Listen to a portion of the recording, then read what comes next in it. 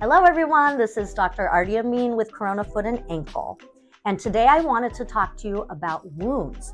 That is actually one of my areas of expertise that I am board certified in and received 5 years of training in wounds. So why come see me versus going to, a quote, wound care doctor or a wound care center? Well, number one, I'm a surgeon. I know how to use a blade and I know how to clean out dead tissue in a wound. Number two, I use sophisticated technologies in order to aid in wound healing. Number three, once that wound is healed, I am huge on preventing reoccurrence.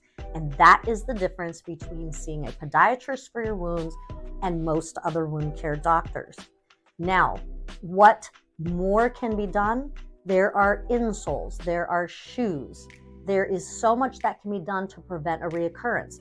You might be wondering, well, Dr. Amin, can I come see you before I get a wound? Yes. If you are a diabetic, you should come in for checkups. If you're a diabetic with corns and calluses, that's where you break down into wounds. I can help you conservatively to treat those areas to prevent a wound to begin with. So remember, your feet are your wheels, and we keep you moving.